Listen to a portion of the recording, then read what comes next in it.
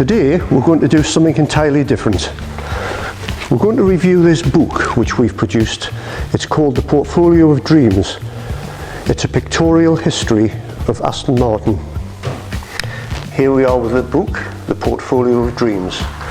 Now you can see straight away that it's quite a heavy tome because it's over 600 pages of photographs taken by renowned international automotive photographers Tim Wallace and Max Erie. The inspiration for this book came from an idea that Clive Dickinson, our general manager, had. We do regular tours at Aston Workshop here around the workshop and the showroom, of course, and visitors are given this timeline sheet of all the Aston Martin models over the years. And Clive thought it would be an excellent idea, as we've had most of these cars in the workshop over the years and we've taken excellent photographs of them, why not turn this into a fabulous 600 plus page book of all the Aston Martin models. The breadth of this book really is astounding. It starts off on the Aston Martin pre-war section with the very first Aston Martin ever produced, and it goes right the way through to the latest DB11 model. Here we are looking at some of these fabulous photographs. Oh, and the Aston Martin DB5 section. DB5, probably the most famous model ever made by Aston Martin due to its connection with Goldfinger and James Bond, etc.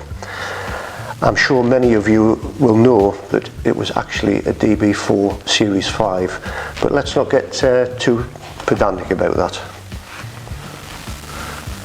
There are some incredible shots in this book. For instance, this one here, it shows you the detailed engine bay of a V8.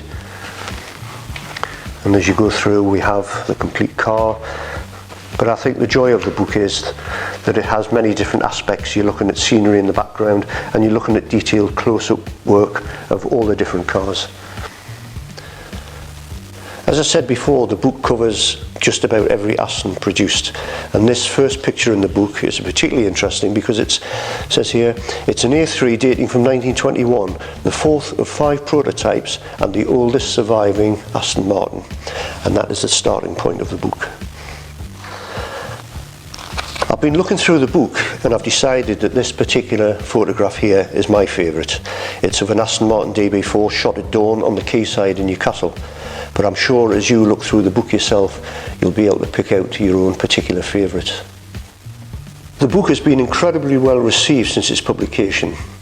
It's a must-have for anybody who is interested in the world of Aston Martin, and it goes without saying that it would make an ideal gift.